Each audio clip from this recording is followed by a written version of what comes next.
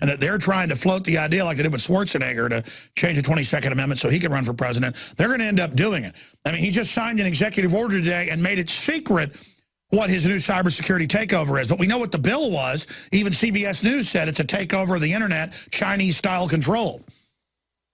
Yeah, well, you know, if you just look and see what he's been doing to win these elections by ramping up the enormous amounts of spending that the government's giving directly to individuals, $750 billion now on welfare programs that go directly to individuals, food stamp rolls that have increased by 50% in his presidency.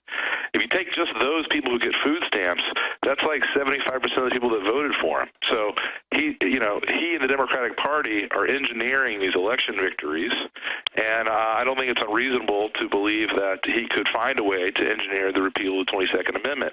But even if he doesn't do that, Alex, that doesn't necessarily mean that he won't have a third term. He could have a proxy, and that's one of the things I talk about. He could put up Eric Holder, for example, to be the next president while he actually remains in control of the administration, much like Putin has done in Russia. Oh, yeah, Putin with Medvedev, and then he came back again. Medvedev, always have trouble pronouncing it. Porter Stansbury, incredible mind, writer, researcher, investment strategist. As we saw in Katrina, and as we are watching now in New York and New Jersey, the federal government can't and won't help you in a crisis. FEMA ran out of water and MREs in days. Electricity is still off to over 1 million people. The Red Cross, who is quick to beg for money, is now slow to react. Don't put it off any longer. Get prepared today. The InfoWars shop is the largest distributor of ProPure water filter systems. And now, get 15% off your ProPure order with the promo code WATER15. While you're on InfoWarsShop.com, check out these other great preparedness items. The Aquapod kit lets you store up to 65 gallons of water in your bathtub. The Pocket Socket provides you with manual electricity for small electronics like your cell phone. The Life Straw is great for your bug-out bag. And check out our complete line of Interfood products for great tasting and nutritionally dense foods that have a great shelf life.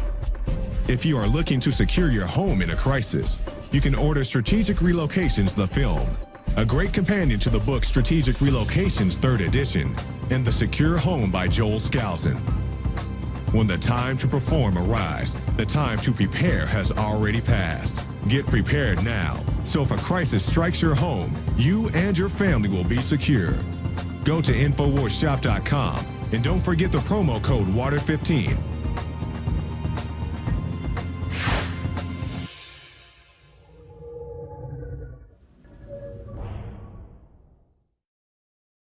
I love what wimps the average Democratic Party operative is and their minions and people. I mean, it really is shameful to watch as now 1,300,000 and counting people have signed petitions. All 50 states are about to qualify. Last time I checked, it's like 20 states have now qualified to have to get a White House response because of the number of petitions to secede, but people don't really know. You don't go to the whitehouse.gov to secede. You go to your legislature. I'm not calling for the classical secession. The federal government's been taken over. And so I'm saying have the states get together and organize and say, hold your horses. You're out of control. We want to restore the republic. I mean, the foreign banks brag they've conquered this country, just like they brag they've conquered European nations. And Porter Stansbury predicted all of this. Lou Rockwell's coming up, but they are now threatening people. And he's got an article posted at LouRockwell.com saying, don't do this or you're going to regret it. And they've got their operatives in conservative media saying, don't sign those petitions. It's your right to say we want to secede from this federal thing. Whether it's unsophisticated or not, it's people voicing their concern. So Lou Rockwell is coming up, more Ron Paul's speech where he says world government's taking us over. Porter Stansbury founded Stansbury & Associates Investment Research, a private publishing company based in Baltimore, Maryland in '99. His monthly newsletter, Stansbury Investment Advisory, is one of the biggest in the world. Deals with safe value investments poised to give subscribers years of exceptional returns. Porter oversees a staff of investment analysts whose expertise range from a value investing to insider trading to short, and it just continues. Together, Porter and his research team do exhaustive amounts of real-world independent research. They visited more than 200 companies in order to find the best low-risk investments in the world. And they've got a new special website with a video presentation, www.3rdterm1.com. That's third term one. The numbers are just, single numbers, not spelled out. 3RD term 1. 3RD term 1. And I got to say, yeah, they are floating articles everywhere saying in the news right now, hey, Obama should run for a third term. We're going to get into this, the latest on the economy, QE3, what he sees happening. But first, I got to ask you, Porter, what do you make of them saying you didn't build it, we're going to bankrupt America, we're going to confiscate all semi-automatic rifles and handguns, and Democrats are really saying, hey, let's start arresting people, and you're racist if you don't like world government. I mean, this is even nastier than I thought it would be. This is crazy. I mean, why do you think they're trying to totally take over right now? I think, I think they believe that they have the votes, that they have the power of the people behind them. And I think if you look at what's going on in our country, they've, this idea of class warfare has really materialized, where you have half of the people that voted for Obama receiving enormous direct federal handouts. The Democratic Party has perfected this machine that buys elections, and they're going to see how far they can take that, because it doesn't look like the Republicans can get organized enough to stop them.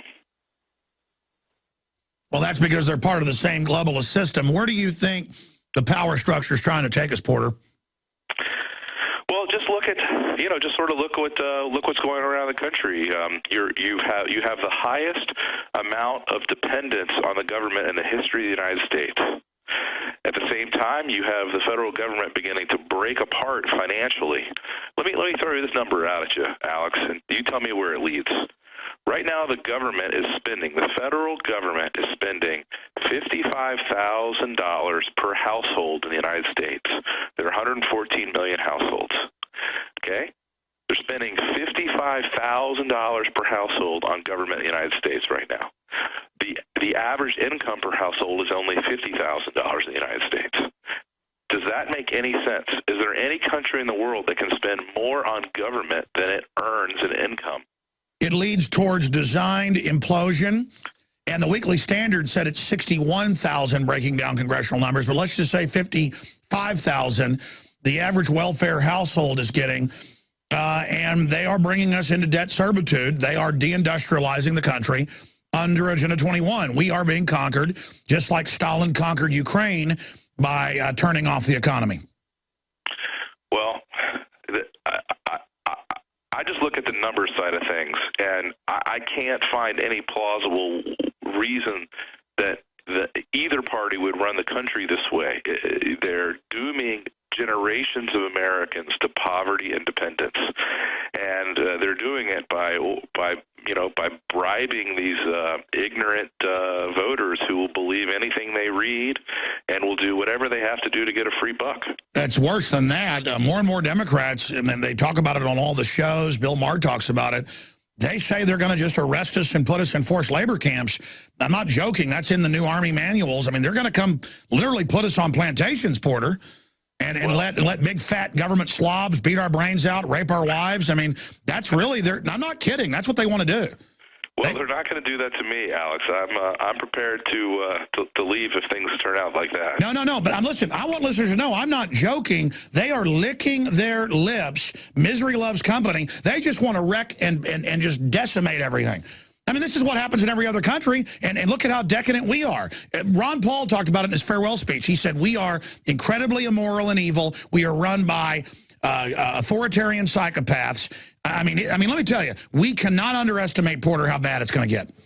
I agree with you completely on the economic side of things, and I thought that Ron Paul's farewell speech was the most poignant political speech I have seen in our country since George Washington's farewell address.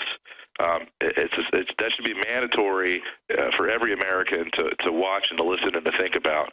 He's the only political leader in the United States who is willing to tell Americans the truth about our government, which is, one, that we're financially bankrupt, and two, that we're morally bankrupt. America is dead. Basically, Dr. Paul, but we're not physical. We can be resurrected, but we're dead. It's over. We're far gone. By design, we've been conquered. And now we're about to be deindustrialized. Porter, break down what you think Obama's planning from his own operative statements. During the implosion, he'll be the FDR that saves us. Break that down and stay in office. Well, Alex, I think the one thing that's going on in our country right now that could delay the fiscal implosion is the renaissance in the oil and gas industry in America. It's very powerful, it's very real, and it's going to produce a lot more revenue and a lot more power for politicians. And that is going to, the way I see things, if you look at people who ran for president for 3 terms, it's Teddy Roosevelt, Franklin Delano Roosevelt, and Obama. And they all had certain things in common. They are all populist. They all spent a lot of money on people. And they are, of course, all very progressive. But the other thing they had in common was in 1901, there was an oil boom from Spindletop. In 1930, there was an oil boom from East Texas. And right now going on in America is the biggest renaissance in oil since 1930. It's the shale boom. And all this oil is producing huge new revenues for the feds and also enormous power for Obama because right now it's against the law to export oil. And so he has the ability to grant licenses that could be worth hundreds of billions of dollars to corporations. And, of course, he's going to use that power and all that leverage to propel himself into a 3rd term. And yesterday, the Commerce Department announced that the United States is now the #1 producer in the world, surpassing Saudi Arabia. Yeah, most Americans don't realize what's happened over the last 3 or 4 years in the oil fields. There's been a huge renaissance in oil. I do. Everywhere I drive in Texas, they're drilling.